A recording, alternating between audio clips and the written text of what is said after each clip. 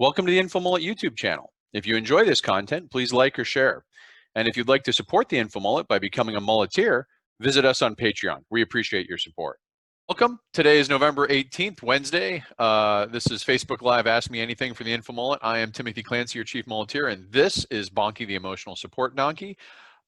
Today's episode is Sweden cancels complacency, and you should too. So right away, if you're Swedish or a YouTuber and Swedish, and this is in the future, please leave your angry comments about how I'm wrong in the comments below, and tell me all about how I have things wrong and just don't understand. But no, today, normally the second week of the month, we do more COVID-19 coverage, and certainly there's a lot to cover there because things are just not looking good.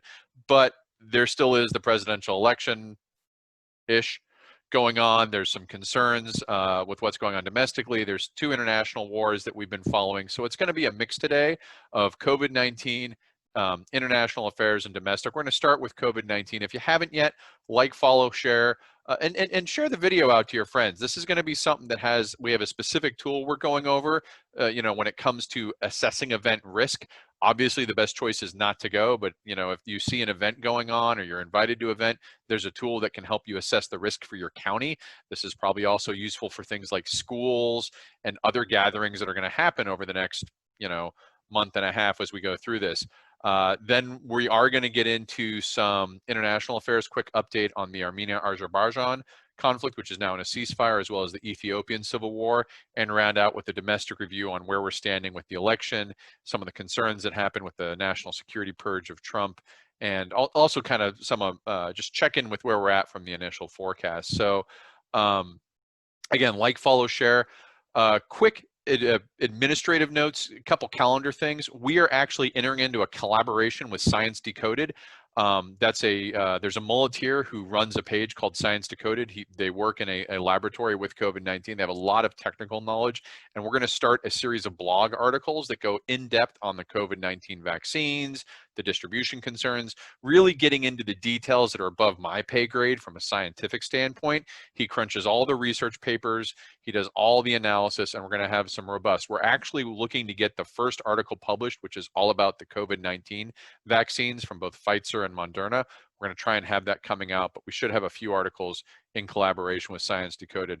The other thing we're announcing is we've got a new Patreon level coming up called MEGA-MULLETEERS, working name right now, hat tip Ed Cook. This is going to be something we're approaching. If you haven't been around the InfoMullet for a while, every New Year's Eve, I do what's called the New Year's Eve Ask Me Anything. And this has become somewhat legendary because I've done it 2 years in a row. And basically, I get asked questions to make a forecast for the year ahead. And in 2019, there was some of the forecasts like, do you see Brexit resolving? And I said, no, I think it's going to be a hard Brexit. And sure enough, here we are. 2020 New Year's Eve someone asked, what's the thing that keeps you awake at night? My number one concern was a novel pandemic. So these forecasts, I've included links to the overviews. And as we come to the end of the year, we're going to be doing some year in review of these forecasts. These forecasts have a lot of information in them. And I feel if you'd read these forecasts for each year they were done, I don't want to toot my own horn here, but you'd be pretty well prepared for a lot of the discussions that come up in the year to follow. So the MEGA-MULLETEER level of Patreon, they're going to be able to ask some of these questions. We need to have a way to limit it because these do take quite a bit of time. They're often multi-page responses. They'll also be able to help vote and prioritize. I want to keep it to about 10 to 15 questions. More than that, and I'm not able to pay attention to the detail I want to do. And that gives a good coverage. So again, keep an eye out for that. The MEGA-MULLETEER level, we'll start doing signups for that, and that will allow people to ask in advance or 2021 New Year's Eve Ask Me Anything forecast. And so with that, let's get started with some quick hellos. I see Matthew's joined, Jeremy, Rory, AJ, welcome. Susan, Stephen, and we've got everyone on. Thank you very much for your support. I know it's been a hard time for everyone, and so I appreciate you tuning in and taking the time today to do this or sharing it later. Starting with COVID-19 Wave 2. We've been talking about this for a long time. We knew this was coming. I was in early October, I was talking about this exploding oscillation cycle, and sure enough, we have it. So, oops. Let me make that, there we go. So, when we talk about waves and COVID-19, the fear was an exploding oscillation pattern, which means that the next wave The peak is bigger than the previous peak, and the trough is bigger than the previous trough. And we had that. And I think one way to demonstrate where we're at with this COVID, I mean, everyone knows it's going on. I don't need to show a chart that shows, like, look, there's a lot of numbers. But to get a feeling of what this means as a country, where we're at, this is a chart that shows the number of tests we do daily and the positive testing rate. And this is a really good way of saying how bad is this outbreak. It's one thing to say we have 130,000 cases, 160,000 cases, 180,000 cases, new cases last week. We had one day we hit over 100. Those are huge numbers. You know, I was making predictions back in March of like 200,000 by the end of the week. We hit 180,000 in one day. But what's important to understand about this wave too, and to put it into context, is those are not all the cases. And what this chart shows is it shows the daily tests, and this is from Calculated Risk blog. It's a website I really recommend for anyone out there who likes analytics and charts like I do. But these columns are the daily number of tests we're running. So over time, we've been running more tests. We started out in a few hundred thousands. We're up to 1.3 million. But this red line, and I've shown it time and time again, this is the metric of whether we're getting all of the pandemic in our tests, or we're only getting around the edges. And you can see early on when we had too few tests, the percentage of testing rate positive was spiking high. And I've likened this, and there's a video below that goes into more details why a high positive test rate is bad. But what it means is when you have a high positive test rate, it means you're not capturing the entirety of the positive outbreak within your test. You're just catching the edges and the boundary. And it dropped down with this trough, at the trough of sort of, we never really left wave 1. I called it wave 1.5, and you see it bring back up. And this 10% level, you want to be below 5. 10% is a breakthrough number though, and you can see here that we had that midsummer peak here, July and August, then that long, again, it didn't go down to where it needed. It never got really that far beneath 5. You know, the best practices is really around 2%, 3%. If you're testing that, that means you're getting enough, you know, random testing, surveillance testing. When you're higher than that, you tend to just be testing people who are coming in symptomatic. Look at where we are now. It's jumped all the way back up to 15%. And that tells us that even though we're doing 1.3 million tests a day and we have 150,000, 180,000, we are barely catching the number of people who actually have this virus. And this is the danger as we go into the Thanksgiving event. And the reason I wanted to kind of emphasize COVID up front, even with election and all that stuff, we have an out of control pandemic going on in the country. And what that means is next week is the traditional, actually starting this weekend through the week after Thanksgiving, is the highest shopping volume in person in the United States all year, the biggest travel season. And the kinds of travel, it's not like, you know, we can all go to vacation in Hawaii and visit Rory and get a fish, and like that's one or two of us going. But Thanksgiving dinner specifically has a unique thing in that it tends to bring families together from different locations. So now you're saying, here's 5 to 8 people, all from different locations, coming into an area and bringing into an environment where they're going to be sitting, they're going to be talking, they're not going to be able to wear masks because they're eating. This is an environment where you're talking about a real risk of spreading events, and we already have this massive outbreak. And that leads us right into the holiday season with Christmas. So it's really a major problem right now that we haven't been able to control or contain this. And it's I hate to, you know, and I'm not doing this because I'm fearful or nervous or things like that. I'm trying to warn people consequences are coming from this, and they have been accumulating. And don't think it's easy when you see these numbers to think, wow, 180,000, that's the worst it can get. It was so much worse than it was before. We have worse numbers coming. And part of this is, you know, you hear these rumors, well, it's just that we're testing more. Okay, if we were testing more, the counterfactual test is to that claim is, well, if we're just testing more and we're just capturing more asymptomatic people, then the hospitalization rates should be similar, right? If we're just capturing people who are asymptomatic and there's no harm, no foul, I mean, yeah, they're spreading it, but they're not hurt, then why are hospitals filling up? And that's what this chart shows. Again, Calculated Risk does a good job of plotting the number of positive tests and hospitalizations over the course of the pandemic. And you can see these waves here, and this really shows this exploding oscillation, right? Wave 1 comes up and you have back in the good old days of 25,000, 7-day moving average of positive test rates, that doesn't seem so bad now. But the hospitalization rate, they identified the peak here. That's what this dashed line, the hospitalization rate got up to 60,000 people hospitalized. In the summer wave, right? The summer wave, remember what I said, peak is higher than peak, trough is higher than trough. Here's the peak of the summer wave, here's the peak of the first wave, here's the trough of the summer wave, here's the trough of the first wave. Exploding oscillation, right?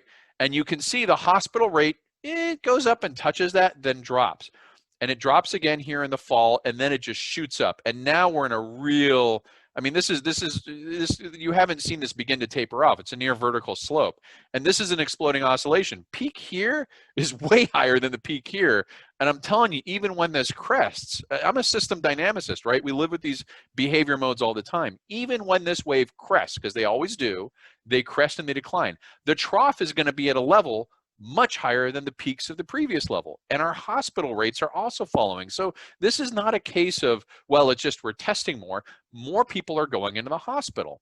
And we can see that because we're running out of hospital beds, right? There's been a lot of attention on the election, but those stories are out there of now parking garages being converted into overflow for hospital beds or sports arenas or centers. Now, the good news is we built a lot of capacity for hospital beds in the wave one in preparation. And there was a lot of concern like, well, we built it and it wasn't used, and gosh, that wasn't too smart. Well, guess what? It's being used now. So there is more capacity now than there was back in the spring.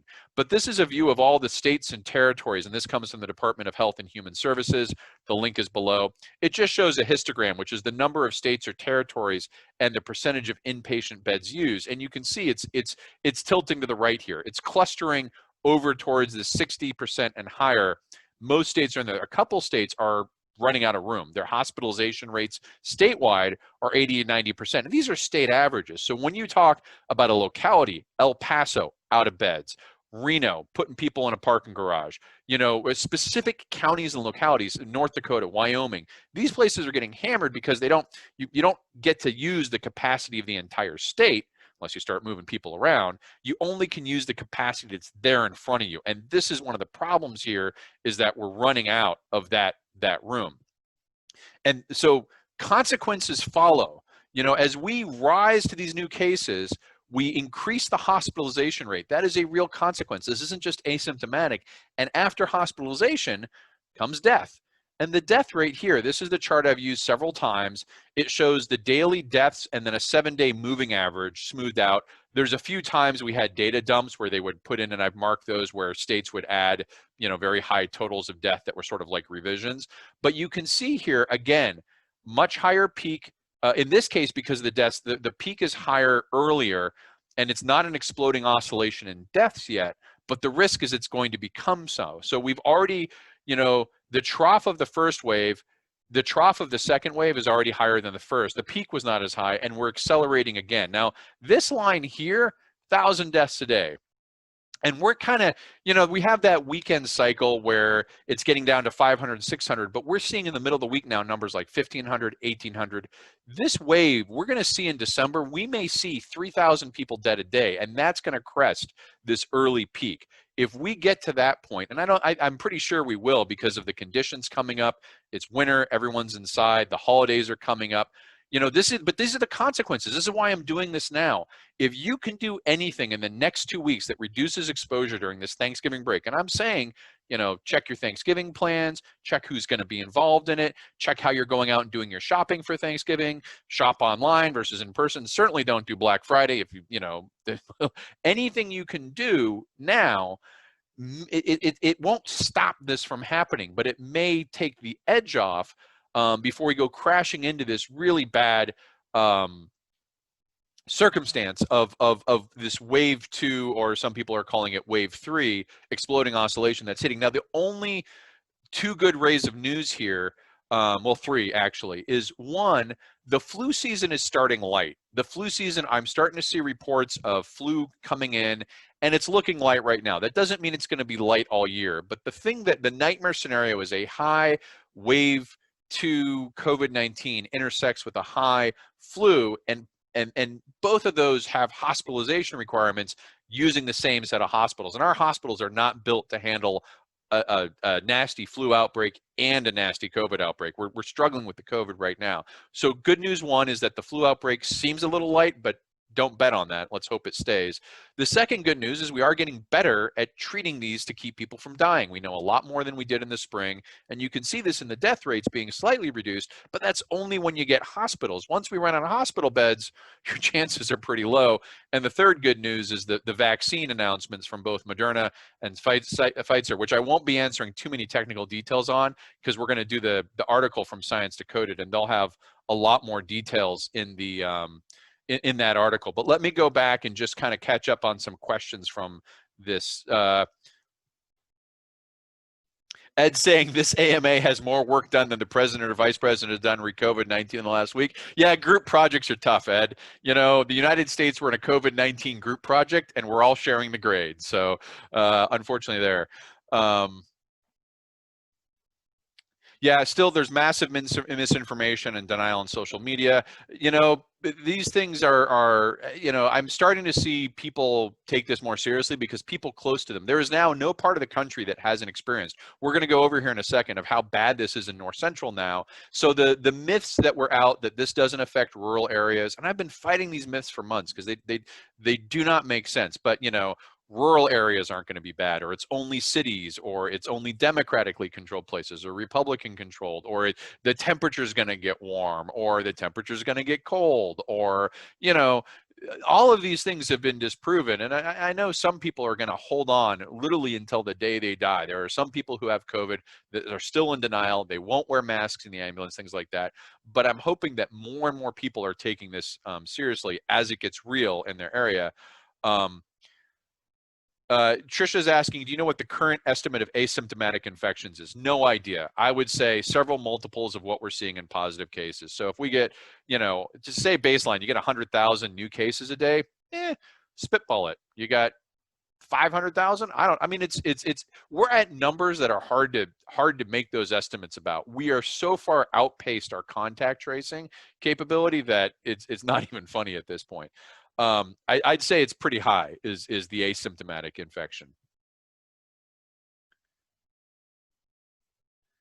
Yeah, people are talking about dinner, you know, dinner with their son, these bubbles, once you cross bubbles, unless everyone in that bubble, you know, has been isolated and you trust that they're telling you the truth, you are bringing into contact everyone that was shared with that in that bubble. And so it kind of, yeah, and Susan's saying it's very much like HIV/AIDS contact tracing. It's like STDs, right? If you sleep with someone, you're sleeping with everyone they slept with. Dinner's not the same as sleeping, but the concept holds. You bring someone in your bubble, you brought everyone they've interacted with in your bubble as well, based on their, you know, are they masking, social distancing, their practices. So keep these things in mind. So yeah, and people are saying, Trisha's bringing up here the exploding oscillation to prove that masks don't help.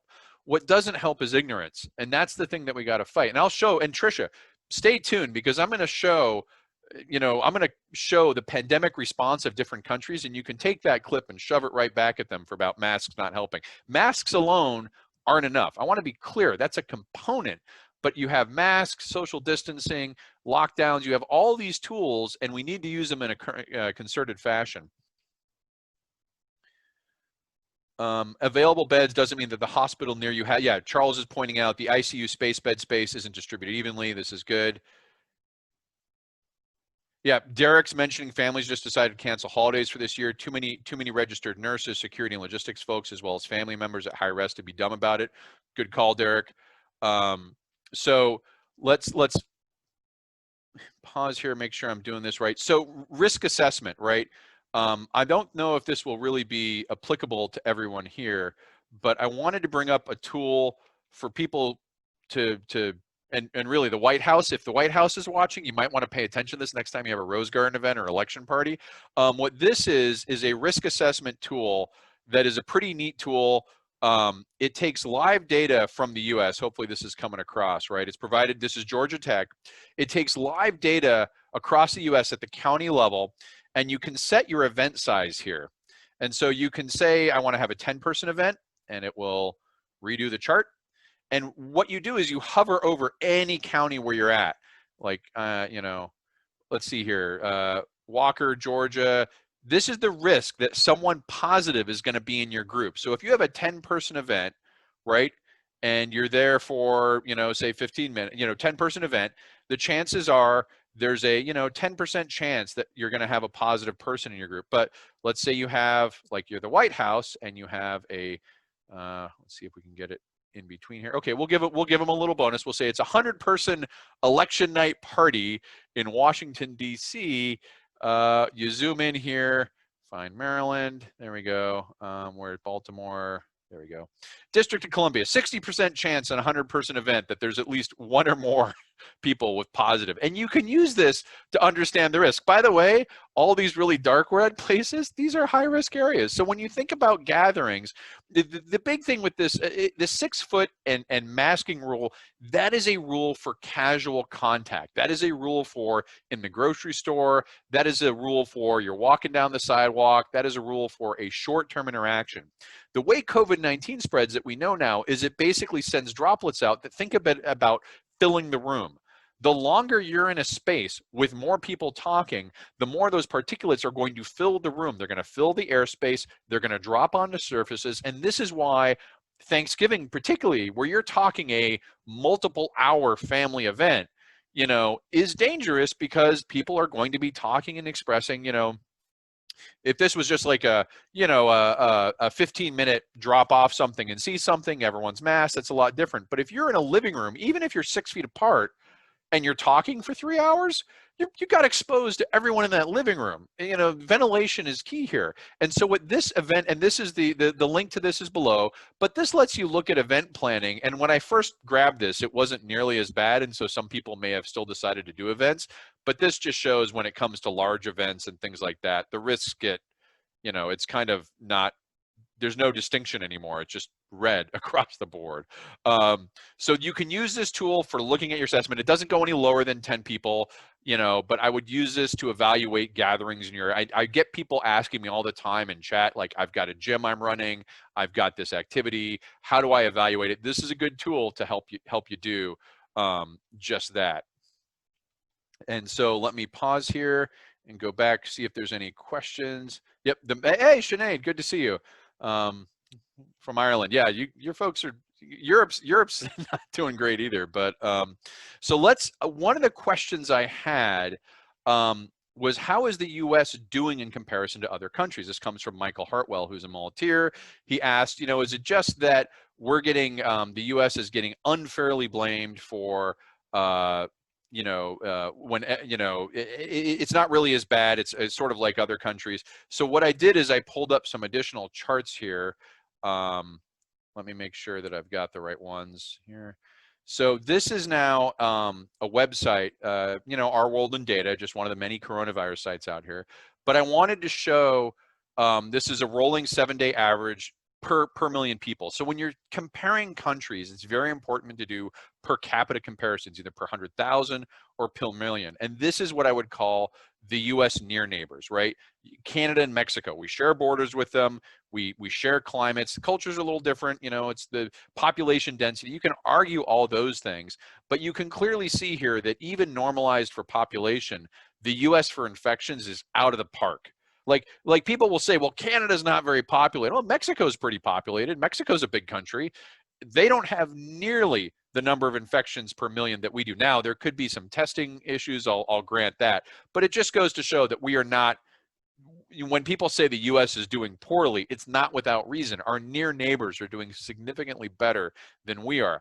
You go to confirmed deaths, it's a little more mixed. Mexico with a little bit weaker healthcare infrastructure, deaths per million are fairly similar to the United States. But if you think the United States should be at the same bar of Mexico, you're accepting that if you say that's okay. And I think with the economic resources and the government infrastructure we had going into this, in terms of what preparedness we had, this should not be the case. The reason it is because we blew that governance preparedness out of the water. But let's take a look, though, around the world. Like, I talked in the spring and summer about the New Year 7. These were the ones I thought had the highest chance. These were 7 countries that had the highest chance of exceeding the US: Nigeria, Ukraine, Brazil, Bangladesh, India, Egypt, Russia. And they were the ones that had the highest chance because of their circumstances, demographics. These are all large countries now, right? This is not comparing to Canada. This is comparing to large countries. And the US is still, you know, doing much worse. So when you think about how should we compare next to Ukraine, Russia, or Brazil, I would say that we probably should be doing better. Now, you could argue with India and Bangladesh down here in Egypt, they've got low testing, that may be artificially spiking that number or depressing that number. But we are way worse off the chart. It's a Biden electoral difference. It's not a difference that's going to be made up by picking out a few elements here and there and arguing them. That's how the difference is. Confirmed deaths. Again, confirmed deaths a little more mixed. You know, you have, as suspected, Brazil, Russia, Ukraine have all caught up to us. India and Bangladesh, again, some of that is reporting. I'll grant that. But this just shows that the U.S. is not exactly getting its reputation for a bad response for no reason whatsoever. And these are countries that you would think, very few of these countries are in the OECD 20, economically strong, economically developed. The U.S. is. You know, you would think that would be, we should be doing better than those countries. There's no doubt about that. So that comparison. Going back, Kay's asking about the workplace setting. Yeah, I mean it's valid for workplace settings. There's, you know, if you think about it, your workplace may have better air conditioning, better ventilation if it's designed as an industrial. It may have more distancing, but as a ballpark, Kay, that's not a bad tool to use for workplace settings. Just to understand, if you're in a call center and they've dropped it from 500 people in a cubicle farm down to 25, well, what's the chance that someone positive? Now remember, positive doesn't mean that you're automatically going to get it, but it's just asking how many people in that room are positive. And if you're at 60% positive, then you're like, okay, how good is the air conditioning? How good is that distancing? Is, you know, did they move my desk to be right next to the person who's going to, you know, be positive? You know, cafeteria, and you know, workplaces aren't just where you work, it's the elevators, right? It's the you know, I've been in buildings, I do a lot of consulting where you get in an elevator and it's got to go up 80 floors and that's a 5-minute ride, right? You're in there. Or cafeterias, Trisha's talking about buffet lines. All of these things are risk factors that are concerning. Now, I don't think the major risk is workplace. I think it's going to be schools that are still open, just because kids are monkey vector zeros. But the main thing is this holiday travel pattern, because in some ways what we're doing is we're giving pathways for areas that have high contagion to spread to others almost by a natural event, with Thanksgiving, Christmas, all sorts of celebrations coming up in the next 6 weeks. So the final comparison, we're not alone in this, right? Wave 2 has hammered Europe as well. And I wanted to do an update on the pandemic responses, where I've selected 4 countries that are representative of different style pandemic responses. And I've been tracking these 4 countries since the beginning. That's why I still use these 4 countries. It's not to pick on Sweden particularly, although it feels that way. But it's to here, let's see, make sure this is prepped right before there we go. All right, so the pandemic responses, I track Germany, which is a practitioner of the hammer and the dance, as it should be. Hammer and the dance means you do a lockdown, and you, in that lockdown, the initial lockdown, you build your contact tracing, you build your testing capabilities, you open back up. That's the dance. Hammer lockdown, dance open back up. Then if things rise again, you do a lockdown in a certain area. You either lock down a limited area or broad area. So you're dancing back and forth between these lockdowns. Most countries that are doing this well practice a hammer and dance approach. Pandemic panopticon, South Korea. This is a very technical, very intensive, like low privacy, data-driven response, but it's also a lot of compliances, things like masking, very heavy masking. So for people who are like, well, masks don't work, look at us, ask them to get outside their United States zone once in a while and go look at another country that uses masks. This is the thing that drives me nuts. People are like, the US is bad, therefore masks don't work, because if masks works, we're the best and we're using masks, therefore, no, we're not. It just, you know, so let me show you where we're at. And this will be a few charts here. This is the daily new cases per capita on a 7-day moving average. So this per capita, just to be clear, when I do charts, I do per 100,000 because that's the measure we use in most violence studies. It's just habit. Other charts we're using per million. It's just 100 difference if you want to, or 10 difference, excuse me. If you want to get the same numbers, multiply this by 10. But it looks at the days since first confirmed case. So these are not calendar aligned. They're aligned by the days of the outbreak.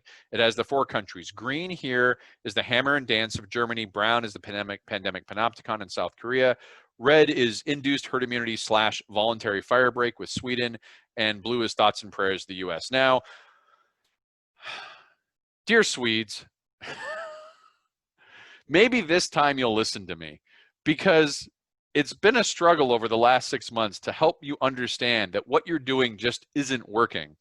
And it didn't work when you had this wave here outbreak. This is Sweden, by the way, in red. And it dropped. And during this drop period, I had all sorts of people coming up on my feed saying, well, yeah, we suffered a little bit and killed half our old people, but hey, we got herd immunity, or we got T-cell immunity, or we got antibodies, or whatever the thing is. There was always a reason. I said, I hope you're right, because if you're not right, you are going to get hammered when this wave 2 comes along. And here we are. And look at this. Sweden is almost as bad as the US for cases per capita. Now, absolute numbers way different. You know, Sweden's only having a few thousand per day, but as a country, it's 10 million. That's the size of the greater metro Atlanta area. You know, Sweden is a small country. So when you get 5,000 or 6,000 people a day, that's a lot of infections. And it's matching the US here. Now, take Germany. Germany is suffering. They have a outbreak just as bad as the US height in the summer outbreak, but you can see they're already tapering off. They're already beginning to implement. They're trying to implement their hammer. Merkel's getting some pushback. It's called a light hammer now, light lockdown, but it's a lot better than what we're doing. But Sweden, last week, Anders Tengel, who is the director of the health policy that's driving this, had the audacity to say that they're going to stay the course, and they were doing fine. And this is last week. Now, that has collapsed underneath him in the last couple of days. The prime minister has come out. Even the king of Sweden, Gustav himself, has come out and said, all right, we need to do something different. So hopefully Sweden is now got its game together, because what they've announced is what I would call the beginnings of a hammer approach. They used to have, I think gatherings were limited to 300 people, which is like saying nothing. They were limited to 50 back here in the outbreak. Now they're limited to 8. They've literally dropped it down to 8 people per gathering. There are curfews in place for some of the things. Now, bars and restaurants are still open. So, I mean, it's not like it's a full lockdown, anything but. And in Sweden, you don't have the ability to do anything about gatherings in private homes, so they can't make rules like that. But it's going to be interesting to see whether Sweden, after months and months and months of this propaganda of we're special, we're different, we know this better than anyone else, is going to be able to adjust in time before they have to, you know, have the consequence of these very high rates of infections come back to hit them. And I hope they do, because this is not good for anyone. I mean, like I said, wave 2 is hitting Europe across the board. Now, you're going to find countries like UK, Italy, maybe France, they're probably doing worse than Sweden. But Sweden's supposed to be the bellwether. Sweden's supposed to be the country that knows how to do this stuff better than anyone else, and they have absolutely dropped the ball on this. And part of it is this populist nationalism that is just like the Trumpers here in the US. They don't want to listen to the science. They don't want to consider the fact they might be wrong, and they make decisions which are irrevocable. Now, last time I did this, I talked about making a death pact with your first choice. Sweden made a death pact, but they're backing away from it. So I'm hoping that as they put in place these measures, the Swedes are able to adopt them quickly without the resistance we're seeing in the US and curb this, because I don't want Sweden to suffer. I mean, I don't want the US to suffer, but I don't see a way out of it for the US. We're kind of hosed at this point. And look at their near neighbors, right? This is Sweden compared to, I talked about the UK, Italy. Sweden, take Sweden's geographic neighborhood.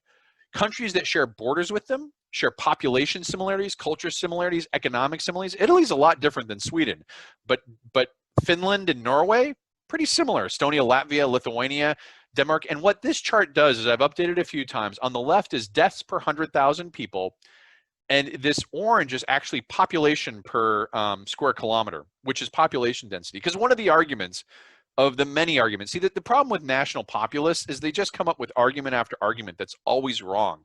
And what they need to do is, when they get say 5 arguments in a row that are wrong, they need to sit down and shut up because they've got a track record that they don't know what they're doing. But one of the questions was population density. And I'm like, look, Germany's got a population density close to 240, and its deaths per capita are only not even a third of Sweden's. And these are normalized for populations. Germany's a much bigger country, but deaths per capita, Denmark, very dense area, far less deaths. And then you go down here and you have, you know, Norway and Finland are now at, like, I think 6 and 5. So you're literally talking about a death rate nearly 20 times. And this is because of this bad pandemic response. So it's, when I say the US is doing bad, it's not doing bad in isolation, it's joined by others.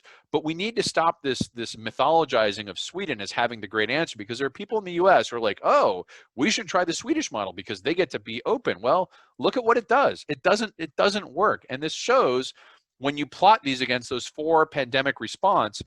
This is Sweden. Now it has flattened out, whereas the US was just kind of like an escalator, right? The US is just continually climbing at this 1,000 a day clip.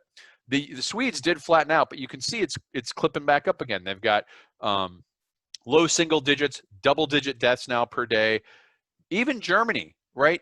With that spike I showed you, yeah, Germany's increasing, but look at the difference between Sweden and Germany. Germany is an example of the hammer and the dance. That's the method that I think we could do here in the US. I don't think we could do the pandemic panopticon. I don't think our privacy laws or our legal infrastructure can deal with this level of invasive surveillance. But we can certainly do the hammer and the dance. And this shows the difference between countries, between induced herd immunity, voluntary fire break. By the way, voluntary fire break doesn't work, just in case you weren't aware. No, not much better than induced herd immunity. We figured that out in March, but Sweden had to give it a go. And I'm hoping that they do get it in control, because what I don't want to see is that Sweden starts following the US and continually going up. So let me pause here and see if there's any angry Swedes on my feed yet. Let's see here. We can neither confirm nor deny that the King of Sweden specifically said, listen to Tim. No, I don't think he did. But his message was it was literally had exclamation points in it. It was like, hold on, exclamation point, hold, you know, exclamation point, like hold the line. Like I'm imagining the King of Sweden's like Gandalf with less hair, a little staff, and he's like, hold the line, you shall not pass. And it's, I don't know what the royal protocol is that a king's got to use an exclamation point, like someone rid me of this meddlesome priest, exclamation point. Maybe if they didn't put the exclamation point, this guy'd still be alive. But you know, when a king puts an exclamation point on something, that means something. Yeah, and Trisha's saying it takes time to explain to them, exhausting. Trisha, this is why all these video clips are on the YouTube, and they're clipped down to be bite-sized, 5 to 15 minute. So bite-sized to hungry man, full-size Snicker. But that's why I do these video clips. So you can just take the clip, get the link, and just respond to them with a video clip. Yeah, people are saying after the 3rd argument, your arguments are bad, your data is bad, and you should feel bad. And look, it sounds like we're picking on people, but we're in the situation we've been warning about for months, and it's happened the way we described it would happen. So in some ways, I kind of wish that they would just, you know, get on board. But let me say hi to everyone who's out there now. I see we have a lot more viewers and followers. If you haven't yet, follow the InfoMullet so you can get updates. Share this video out if you want to, because this information will help people. Again, I'll take this, put it up on YouTube probably later today, because I'm trying to, this is sort of like important news. I don't want to delay it. I'll put the whole clip out on YouTube, and then I'll try and break the segments up and get them out over the weekend. Also, for those who are joining now, we're adding a new Patreon level called MEGA-MULLETEER. This is going to be something Ed Cook's on now. Ed recommended the MEGA-MULLETEER level. Probably going to be 25 bucks a month or something like that. Get some free merchandise. But the big thing coming up is we have the New Year's Eve Ask Me Anything. And this is when you can ask me any question you want to forecast from me, or Bonky, the emotional support donkey, our team of the system dynamicist, systems thinker, and the emotional support donkey, that you can ask what's going to happen in the year ahead on this topic. Past questions have been, what's the chance of civil war breaking out in the US? Who's going to win the presidency? Who's going to win the Democratic primary? Is Brexit going to be a hard Brexit or a soft Brexit? What's going to happen with Iran hegemony in the Middle East? What's going to happen with stability? What's going to happen with economics or Wall Street numbers? And I put in detailed responses and forecasts. And we'll spend the next month or two doing a review of the 2020 forecasts. You know, I don't want to say I get them all right. That's clearly wrong. But these forecasts, I don't just try and say, here's a prediction, but I say, here's a forecast of what's going to happen. And all the things I think about when I make these forecasts, I put in these articles. Then I also say, if I'm wrong, this is how I'm going to be wrong. And if you go and read the 2020 forecast, you will see references to, if I'm wrong, it's because of a police shooting that leads to a Black Lives Matter protest movement breaking out over the summer. So I may have been wrong on one thing, but I'm right on the way I'm wrong, which is one way to put it. So again, for MEGA-MULLETEERS, you're going to have a chance to ask these forecasting questions and vote on the ones, because I want to keep it limited to 10 to 15 so I have a good, I can get a good amount of data. But the MEGA-MULLETEER Patreon level's coming up. Stay tuned for details. The sign up will come. It'll be $25 a month, and we appreciate all our Mulleteers. You guys are fantastic, and yeah, you could do questions for Bonky. That might be at a lower level or might be at a higher level, actually. And in fact, I've even had someone recommend a Patreon, a nationalist Patreon level where you just pay like $1,000 a month and you get me on Zoom and yell at me for how wrong, which is a really good idea, but I don't think I want to get that in my life. Ed's asking about emotional support system dynamics expert. We have people who do that in the system dynamics field. There are people who do simulation models of emotional activity. They're psychologists. They work with psychologists, therapy, all that. They do it. Not one of those. I work with violence and instability. So there you go. Let's see, where am I at in the thing? Okay, so there's a pause here and we're gonna go international. So get your, we'll return domestic in a bit here with the election, but I wanna go over to international issues. The first one of which is the Ethiopian Civil War. I talked about this over the last couple of weeks, and I've actually mentioned the tensions in Ethiopia going back in the summer. And even if you go, there's in the Ask Me Anything forecast for 2020, I specifically called out Ethiopia as at an increased risk of instability, along with some other countries that are in the, sort of an area. But you know, that's the benefit of the Ask Me Anything. You want to know what's going to happen in the year ahead? Ask me, I'll let you know, and then you can hear me talk about it on the videos. But so what's going on in Ethiopia is, let's see here.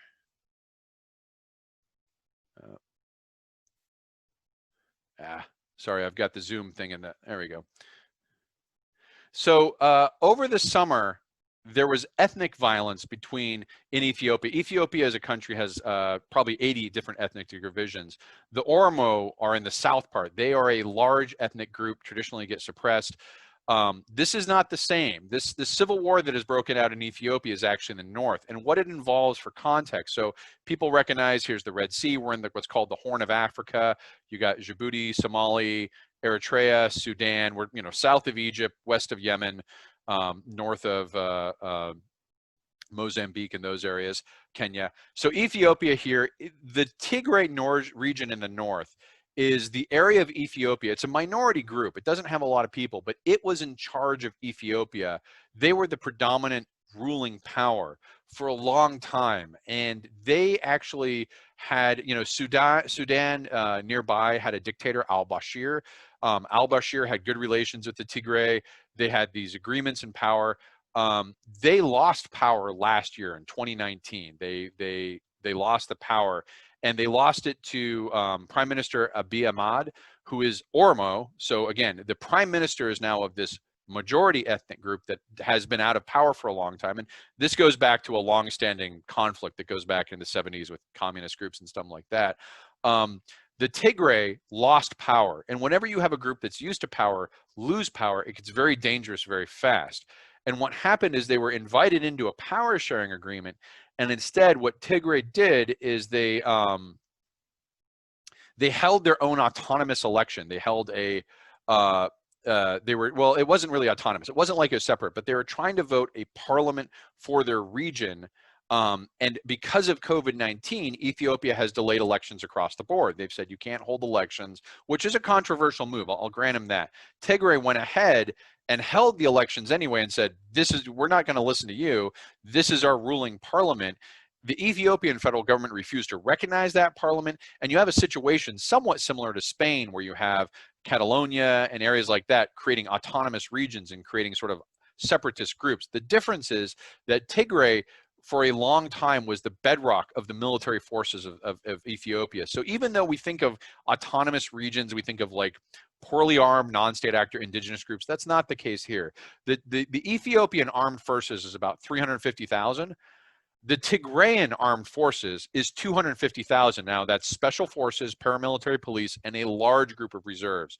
But they are very well armed, they're very well trained. And what happened was a couple weeks ago, there was this escalating tension.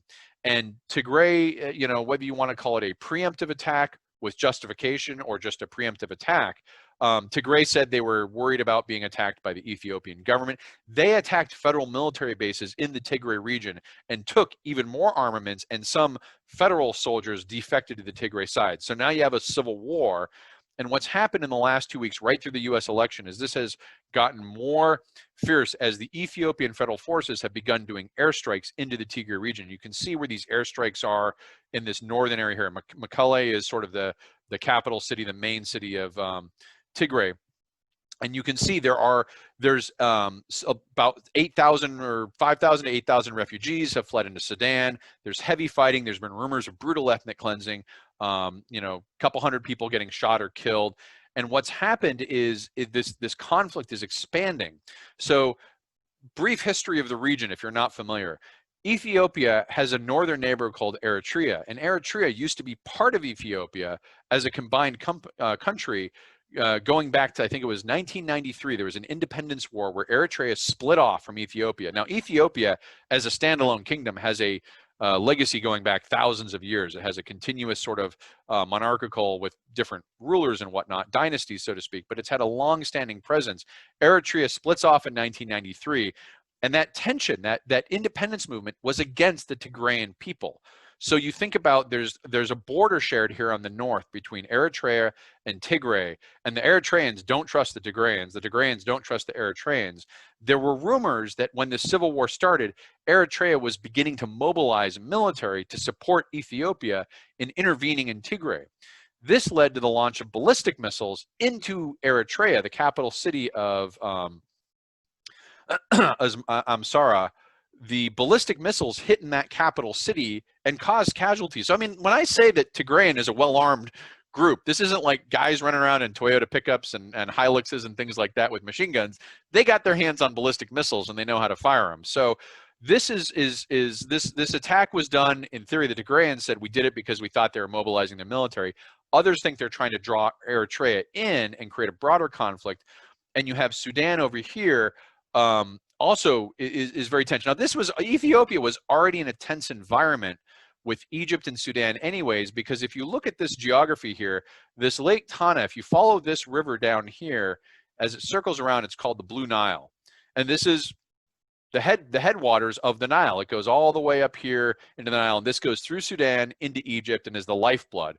Well, there are two dams that are being built, the Grand Renaissance Dam project, and I think the main one is being built right here where this label is, Beshnagol Gumez.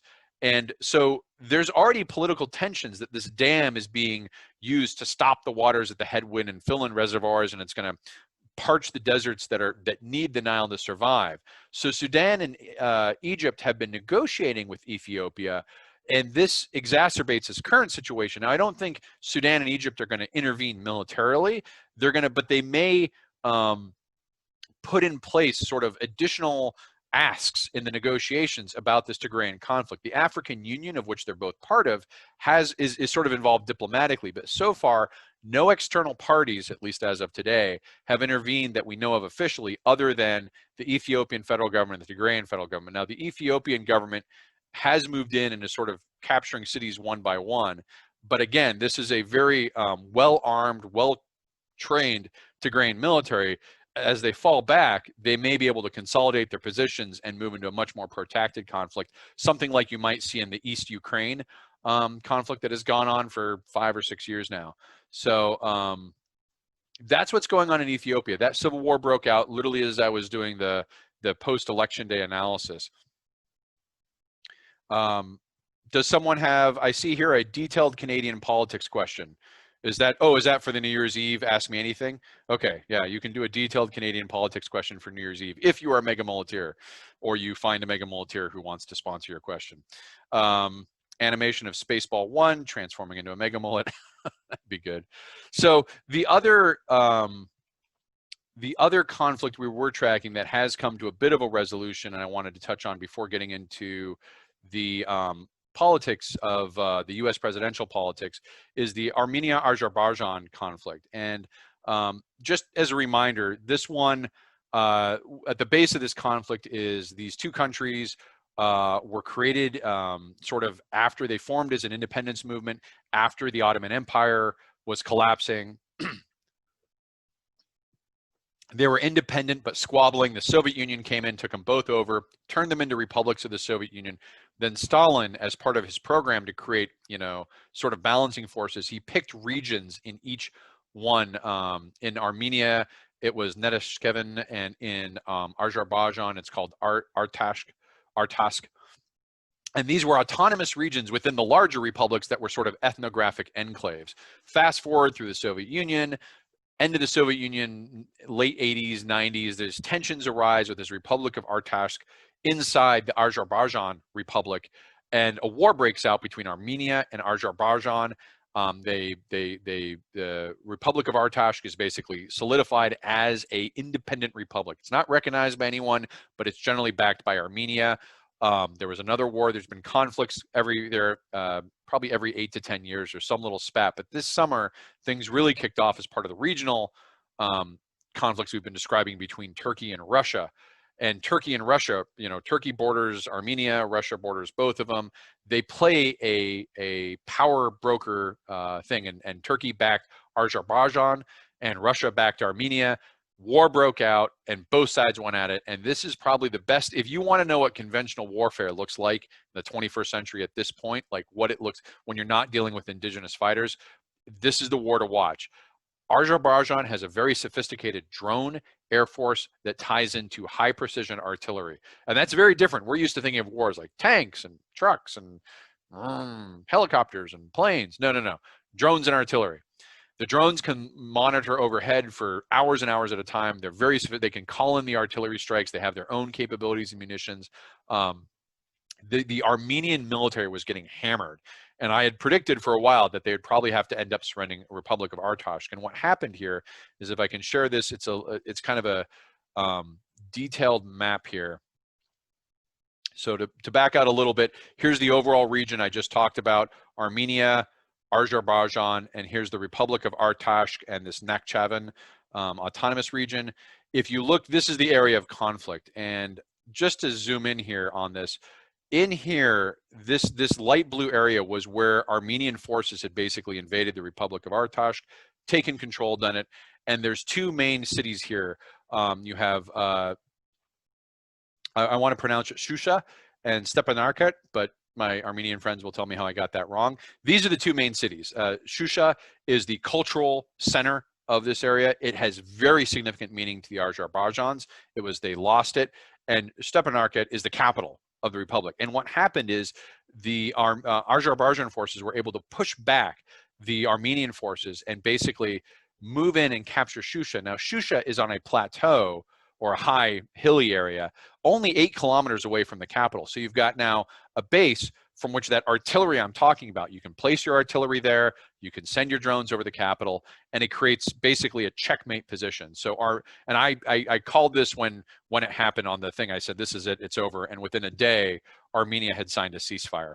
What's happening now is this is the disposition as we stand now. This is the Nagorno-Karabakh region. Is this area here is what was formerly controlled by the Republic. This is what has been taken firmly by Azerbaijan. This is what this light blue is what's going to have to be ceded. And basically, as I was forecasting, the Republic of Artashk is going to cease to exist. The ethnic Armenians are already in the progress of abandoning their houses. Some of them are burning them before they go. They have to move out, and they have until December 1st to do so. So they are, right now as you're going on, there are convoys moving out. They're moving out of this region. International monitoring troops are moving in to monitor the ceasefire, and they are, guess who? Russia and Turkey. So Russia and Turkey are creating a joint force, and this goes into the context of this, and you can see here's Turkey over here next to Armenia, Russia's up north. You can see how this is, Turkey's getting a military outpost inside Azerbaijan, and it's just, again, exerting its regional hegemony against Russia. Now, in this case, Russia was able to negotiate the ceasefire, and the ceasefire here is basically, I think Russia told Armenia, accept the ceasefire and we'll protect the remainder of the country.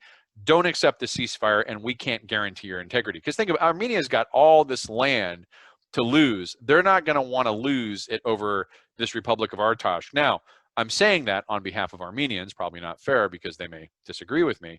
And sure enough, when this ceasefire was announced, and since then, there have been massive protests in the capital of Armenia against the prime minister of Armenia who agreed to the ceasefire. They want him resigned. They want him removed. This is a stain on national honor. This is going to be a justification for cultural mythologizing for the next 2 decades. It's going to be on the Azerbaijans. We've reclaimed what was taken from us. We've reclaimed the Shusha, which was stolen from us. On the Armenian side, we were betrayed. We lost our republic. These things, these ethnic enclaves can become very anchored in, far in excess of what you might consider the pragmatics of it. But that's easy when you're afar, not to, to just think of the pragmatics. If you're living there, this is your homeland. And this is going to be something that's going to be a long time in dealing with this. But there is a ceasefire. It seems to be holding. Last couple of ceasefires didn't hold very well. And Mike is Klaatu Narakta, Klaatu and Niktu, whatever Army of Darkness is. So that's the 2 conflicts. So good news in Armenia-Azerbaijan conflicts over. Bad news, there's a big ethnic move on the way. That's never fun, but it does seem that it is being done without too much bloodshed, so that's good. In Ethiopia, unfortunately, the civil war maintains. Going to take a brief sip here of my absolution desolation before moving on to domestic politics. Refreshing. All right, so from ceasefire and calm resolutions of ethnic conflict to the U.S. presidential election. How's that for a segue? So want to check back in. I made some forecasts on the election, both what the 2 weeks after the election would be, and when I did the fuck it, we're doing a live episode the day after the election, I made some forecasts. So let's check back in. First of all, I predicted there would be no mass violence or instability in the 2 weeks following election. I said we might not know the night of who won, but we'd probably know by Friday or Saturday. I predicted it would probably be in the range of 290 to 306 for Biden. This is the revised estimate. My early estimates are way off, but when you revise estimates after the election, you can get a lot closer. And that there would be lawsuits and recounts and all that stuff, but at the end of the day, Biden would be president. So here we are. Not quite, a little bit after 2 weeks, depending on when you want to call that the election actually, it's hard to tell, was the election November 3rd or was it all the way through that first week? But we've got a pretty good feeling now. The Electoral College has landed for 306 for Biden. As I suggested, he appears to have taken Georgia, Nevada, Arizona, Michigan, Wisconsin, Pennsylvania, all for Biden. And the recounts are underway. The hand recount of Georgia's probably going to be called anytime now. That doesn't look like that's going to change. That's the only one that's really close. Pennsylvania, he's ahead by 100,000. Wisconsin, he's ahead by 20,000. But in Wisconsin, when they do a recount, they only end up changing a few hundred votes. I think Wisconsin has presented a bill to Trump for $7.9 million, saying, if you want to recount Wisconsin, sign this check. And once it doesn't bounce, we'll go ahead and do that. I'm waiting to see if he even goes ahead and pays that money or just avoids it. Michigan yesterday, there was a slight kerfuffle with Wayne County. County election commissioners didn't want to certify the results of the county for no reason other than intransigence and petulance, temper tantrum. They thought better of it. 2 hours later, unanimous certification of the results. So Michigan's going for Biden. All these lawsuits and things like that, they're winding their way through. Legal Eagle has some great coverage on this. There's a link in the link sources to Legal Eagle to go through the lawsuits in detail. And I actually am okay with the lawsuits. The lawsuits are the way that you test claims, right? You let people make all these claims and you test them out and you put them through the court of law and you find out what the answer is based on the evidence. And the answer is, a lot of this is you have no evidence, even the ones that are valid. And there's some that are merit. The remedy that, when you have a person in Nevada got was denied a ballot because it was there was on the records that she had already voted by absentee. She was offered a provisional ballot, which is the right procedure. If there's a dispute, the election officials hand you a provisional and say, fill out the provisional. When we go through it, if you're right, we'll use the provisional. She refused that, then took Nevada to court and sued. Well, even if that case had gone further than it did, because it fell apart because there was no evidence. I mean, she didn't provide any evidence. She said it was a renter who took the thing. But let's say it went through and it had merit. These things happen on the margin. The remedy for that case is one vote. The remedy for a case involving one person is not to throw out hundreds of thousands of votes. And that's the sort of the writing on the wall. If you look into these lawsuits, there is no lawsuit, even the one still going on, where the remedy is going to be a difference that's going to make a change in a flip of a state. So I think these ones, there's a few left, but generally lawyers are jumping ship. The law firms are jumping ship. They're tired of working with Trump. They're tired of being under pressure. They're probably wondering if they're going to get paid. These things will work it well out. What's my mental model? Everyone's asking, well, is Trump doing these lawsuits, and are the states going to overturn the elections and with this elector competitor? You know, is there going to be a coup? There's a lot of concern on that. I'm not too worried about that. My mental model is that this is Trump University back in session. And what I mean by Trump University is Trump promises over-the-top expectations. Your wildest dreams come true. Just give me money, spend 2 weeks of effort, and then it will all be better. And that was Trump University. It turns out it was a con. It was a fraud. And that's what I think is going on now. Trump is pushing this narrative to generate fundraising.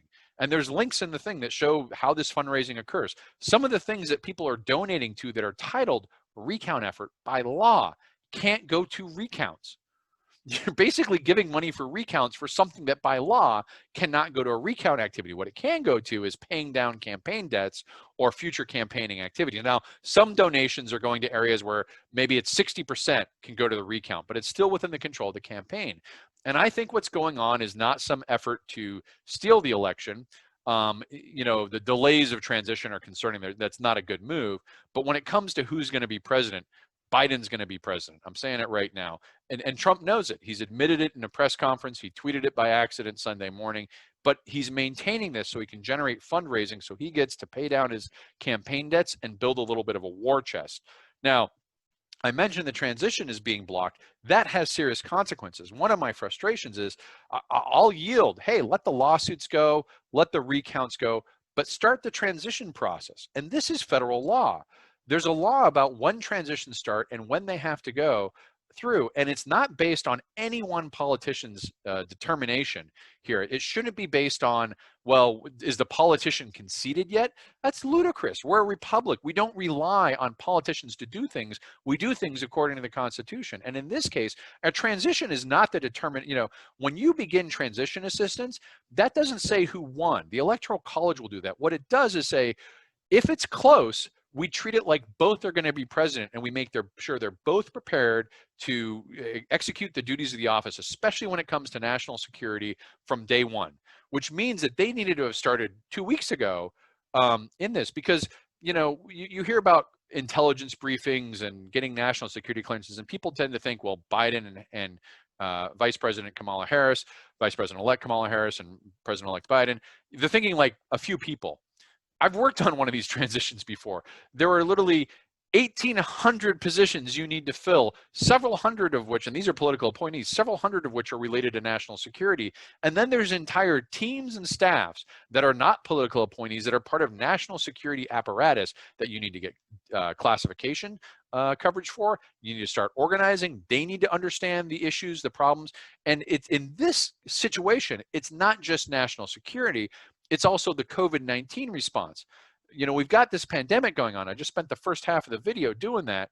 And you have the upcoming vaccine distribution, the logistics, all of those things should be being coordinated as if either would be president. I'll yield that Trump hasn't conceded yet. That's fine. I don't care. We don't have to wait for him to concede to do the right thing by the country. I said the same thing in all, you know, go back to Bush versus Gore, you go back to Clinton and Trump the first time. You begin the transition as if both have won, if it's close, as if both had won, because you don't want to delay this too long. And again, I get frustrated because my mental model isn't Trump's going to do a coup. It's that we're back at Trump University and this is a con job to get money for fundraising. So here's the questions. Wisconsin sent a $3 million bill for only a couple of counties. Ed's asking, not counting Rudy getting embarrassed in federal court, asking for votes to be thrown out over claims that aren't even in the suit. Yeah, there's this is you look at Mulvaney, Trump's former chief of staff, diehard Trumper, conservative, right? He's at CPAC right now. He's asking, if these are election lawsuits, why is Giuliani prosecuting him? Giuliani's not an election attorney. He's barely a competent attorney. You know, the guy is standing in front of doing his press conferences and things. He's more like a reality TV star. And Mulvaney literally says, this isn't television. If this were real and not a fundraising activity, you would have competent legal representation, of which there is plenty. The Republicans, when it comes to gerrymandering and suppressing the vote, Republicans have AAA legal representation. They know where to find lawyers who know that law. But that's not who you're seeing in these cases. You're seeing people who literally, there's a case that Legal Eagle put up where the judge asks, are there Republican observers in Pennsylvania? And the lawyer says there is a non-zero amount in the room. And the judge pauses, and then the judge asks, as a member of the bar in front of this court, are you telling me how many members of the Trump campaign? And then he said, there are members. And the judge says, so what's your problem? I mean, this is the complete lack of evidence on these things. The lawyers know it's not true. It's just embarrassing that they're running. There's filing errors, there's spelling errors, there's late filings. All of these things are showing that the A team that the Republicans have from a legal side are not involved.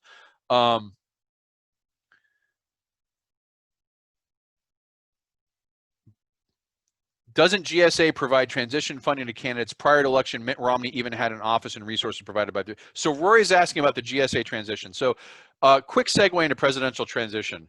Might even do a special on this one time, but because I love this stuff. This is policy stuff I was involved in. The presidential transition actually starts months ago, and there's a series of phases. There's something called the Federal Presidential Transition Commission. It is a bipartisan commission set up by Congress and approved by presidential, they passed a law, they did it. And this commission's design is to create a neutral transition expertise, because these things are incredibly complicated. And it goes through a series of phase gates.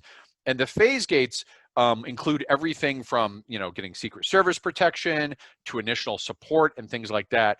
And it starts, gosh, I want to say like 6 months prior to the election with who is your transition authority for the campaign. You start working with these groups, but a very critical phase gate happens after the election. Once the election happens, it's not just that GSA can release funds in office space. If it were only funds in office space, I'd tell Biden to suck it up and do that.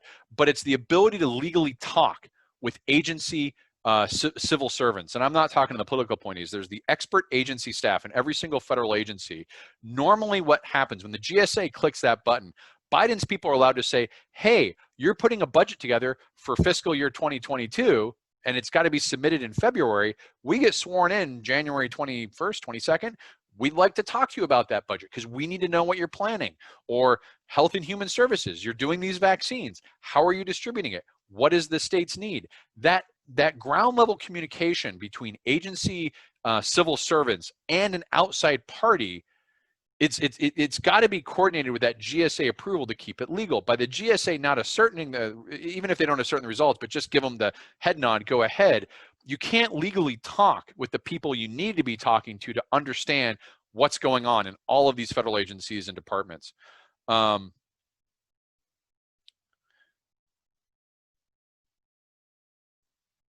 If he gets that, then he loses hand of not having funds. Oh, Charles, I'm losing track of the funding. Yeah, the funds. I would say the funds are the least important issue here. The GSA funds, that can come later. But the big thing is the getting the security clearances for the overall national security team, which is a lot more people than just Biden. I mean, Biden's been cleared a bunch of times. Harris as a senator probably has some clearance. Those won't be hard. But if you've ever gotten a clearance in the military, it takes a while.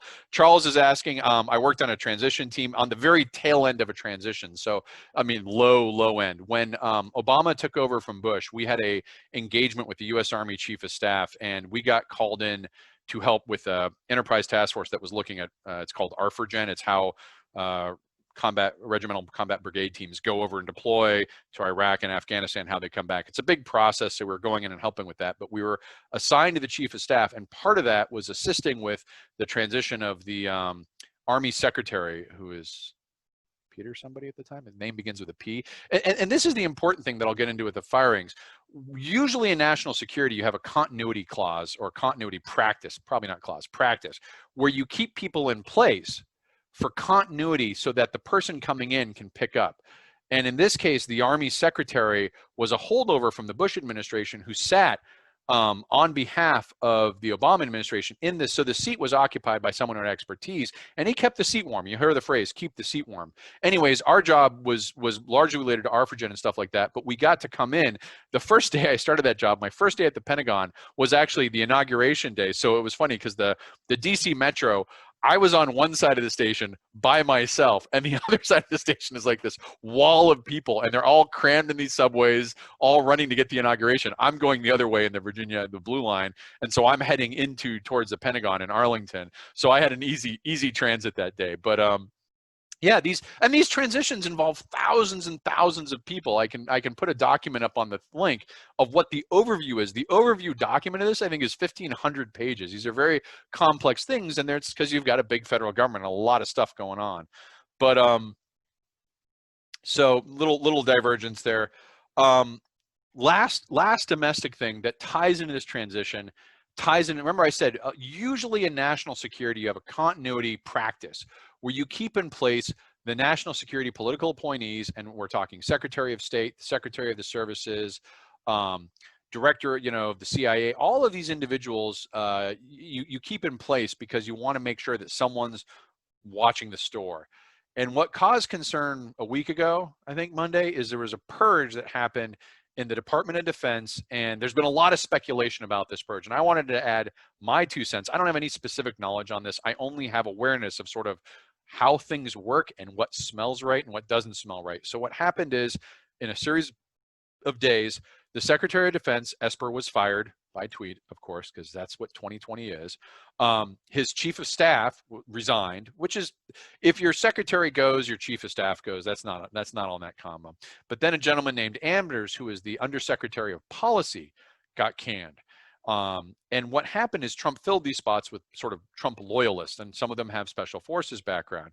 And right immediately, the first thing internet, social media did, because it's the first thing social media always does, is panic. And they're like, oh, the coup is coming, the coup is coming. And let's dispense that right up front.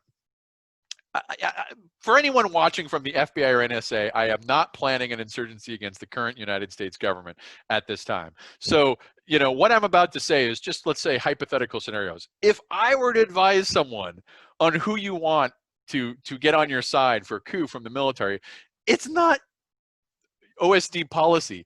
These guys are like the brain think tank nerd trust of the DOD.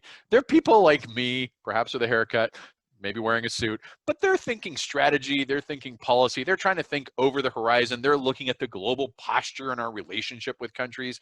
These are not the people who are going to pick up and squeeze triggers and drop and stack bodies, right? These are policy analysts, and they come up with far-reaching strategy and, all that good stuff, thought leadership and vision. That's basically their job. So it's important, but they're not going to instigate the coup. They're not going to be the ones. If in the military, if you wanted to, who do you need on your side to run a coup? You want the Joint Chiefs of Staff, maybe the combatant commanders like U.S. Northcom, that's the combatant command for North America, or even ForceCom, the U.S. Army ForceCom. These are people who have access to bodies in a chain of command that are located in the United States. Those are the people you want. I've been keeping a very close eye on those military leaders to see if there's been any changes, or because that would be much more serious. I would be much more concerned if I saw a chief of staff, general fired, or combatant commander changed, or something like that. Because remember, Esper was not the only one who pushed back against Trump on the Insurrection Act in June. As I documented, every single chief of staff and the senior NCOs signed similar letters. So if Trump wanted to, say, invoke the Insurrection Act and deploy troops as some sort of coup scenario, he'd have to go through a wall of resistance. And to do that, he'd have to fire them and replace them. And so that's where I'm keeping an eye out. Now, I wouldn't even go to the DOD if I were Trump, because he's not well liked. I mean, some people like him. There's obviously some support among veterans. But if you want Trump supporters who have guns, go to the Department of Homeland Security. That's where the agency is, that has lots of people all in the U.S. They probably swing more to Trump than they do for Biden.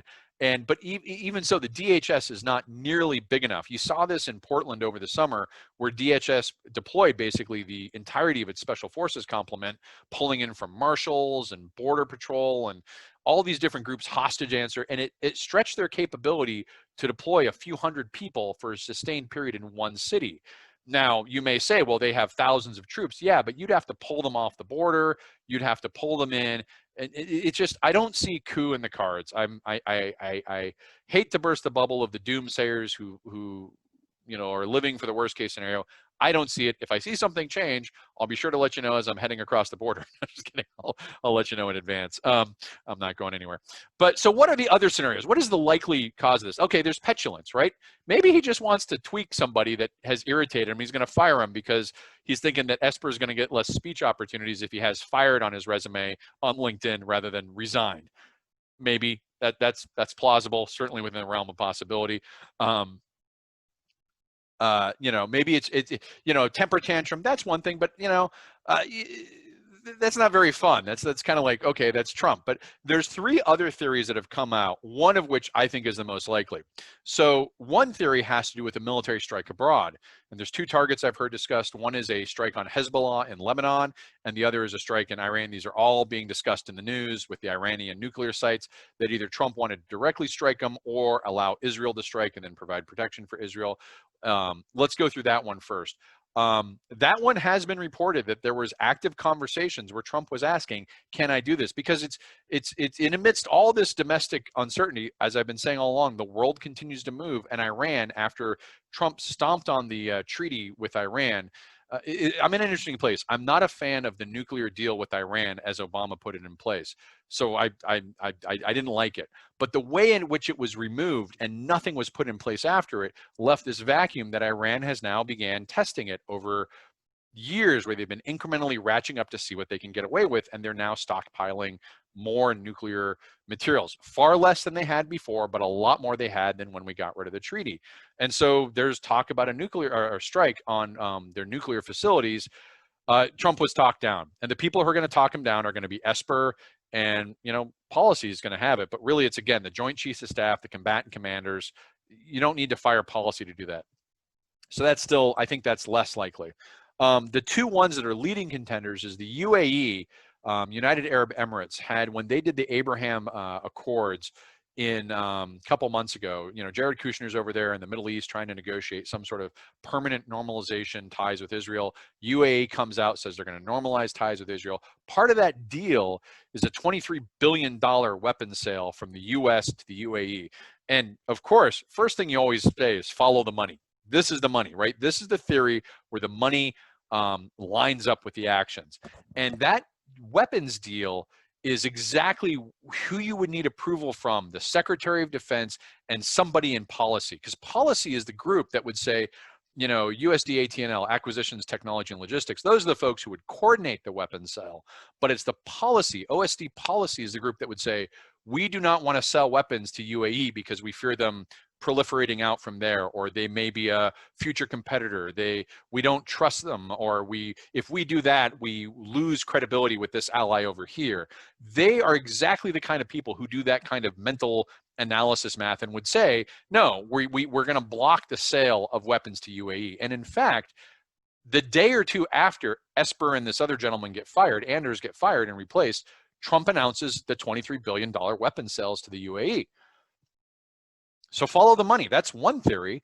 That's a certainly plausible theory. My theory, because it's a little bit more personal, it's not follow the money, it's follow the grievance. And what this has to do is with going all the way back to the 2016 election and the Russian interference in the 2016 election. President Trump, as I understand it, has got it in his head that there is intelligence out there that would vindicate him as being not guilty, that this is a smoking gun of his innocence. Now, seeing what Trump releases, after the whistleblower, the Ukraine whistleblower, and he says, hey, look, I'm not guilty. I'm not so sure that evidence is what he thinks it is. But let's just say there's evidence out there that is speaks to some element of the Russian interference in the US election. That evidence is extremely highly classified.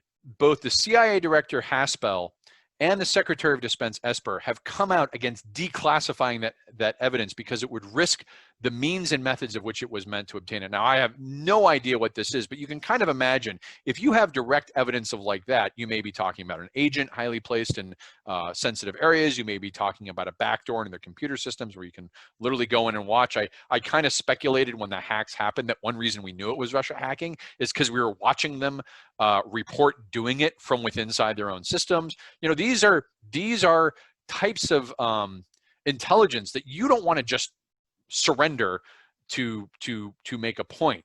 And the argument that has gone on is apparently Trump and Trump loyalists against this national security establishment saying, we do not want to surrender these methods. We still need them. We don't want to burn them.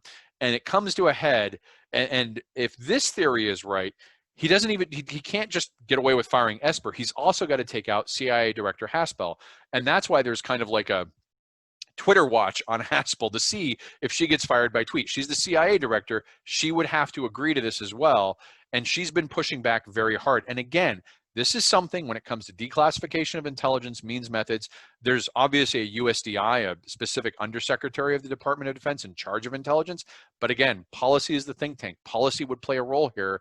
They'd be able to say, you know, bad idea and stand on it, as well as the Secretary of Defense. So my theory, going on Trump's personality, is this guy can hold a grievance to the nth degree like nobody's business. And he will step on a $10 bill to pick up a penny. And in this case, he is still angry about the allegations of Russian interference in the 2016 election.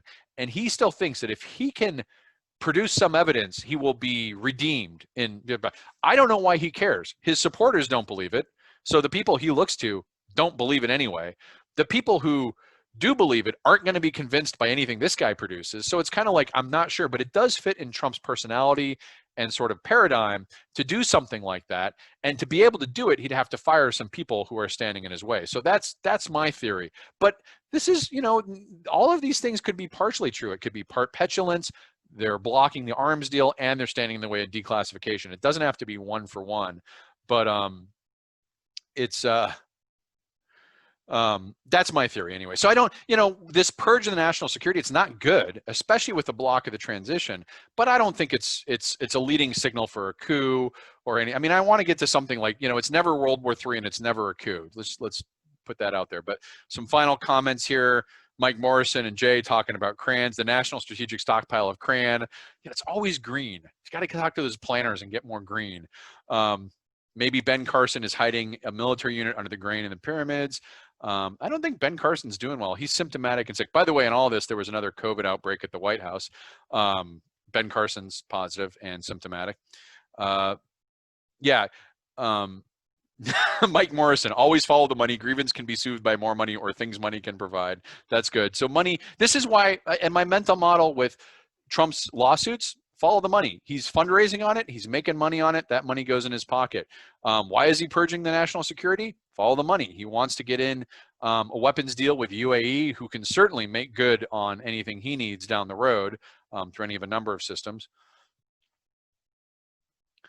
And do we need to, here's a question, do we need to worry about Trump spilling state secrets after he's out of office? Yeah. I mean, if he can remember them, sure. He's been able to blunder his way into some very sensitive materials disclosure. There was one in Syria when he was talking to Russian high levels officials or president. He has this need to brag. Whether he remembers it, like you watch this guy, if he were an evil mastermind, there's a lot more damage he could do, but he's just kind of all over the map with his sort of attention and what he's doing. So I think he's often much more consumed with the personal grievance, the petty revenge, and tweeting nasty things out. Now, by accident, he may release something, or he may decide to release something just out of pure spite. But that's a risk of any president, and there's not much that can be done. I mean, you can he's got, as long as he is president, this is one of the things people have to remember, until he is no longer president on Inauguration Day, noon, January 21, something, he can declassify anything. Like, he can literally say, I will declassify this and I am approving this. Right now, these blocks that I'm talking about, it's not like Esper has the legal authority to stop the president, but it would look really, really bad if the Department of Defense said, no, don't declassify it, and you did it over their objections. They'd probably resign. How it looks better when you fire them and do it anyways, who knows? This is Trump logic. Definitely, Charles, there's a risk, always a risk with any president or high-level individual. I think the risk is mitigated here by his ability to retain that information or care about it when he's out tweeting 20,000 times a day on more personal stuff. So that's the top of the hour and a half. It was a good episode. A reminder, if you haven't yet and you want to become a Patreon mulleteer, check us out, www.patreon.com/infomullet. $5 a month for a mulleteer, $10 a month for a senior mulleteer. We're going to put out a mega mulleteer Patreon level, $25 a month, get you a little merchandise, but you also get to put your question in for the New Year's Eve Ask Me Anything. And if you can go look at these articles, I'll be doing more on this in the next upcoming month. You get an in-depth article answering your forecast, what's going to happen in 2021. And if you read the forecast in 2020 or you read the forecast in 2019, most of them would have given a really good understanding of what ended up happening. Some of them were really wrong. That happens, but a lot of them, I think, hopefully they're fun and informative. So check us out. Again, we're going to be collaborating with the vaccine. We're going to be collaborating with Science Decoded, his website links in the links.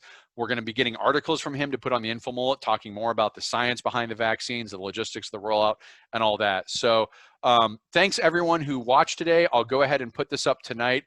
Because we've got the COVID, we've covered the COVID-19 wave going into Thanksgiving break, the warnings about that.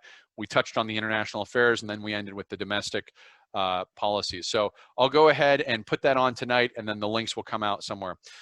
As always, if you can stay inside and don't go anywhere for Thanksgiving, that's probably best. If you have to, please wear a mask, socially distance, and understand the risks that are in with this massive wave going through and everyone beginning to move around. So be safe as you can out there.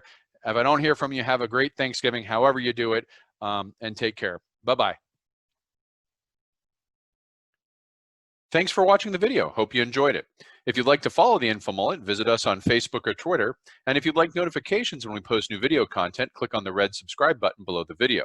If you've ever wanted to become a mulleteer and support the Info Mullet, visit us on Patreon. We appreciate the support.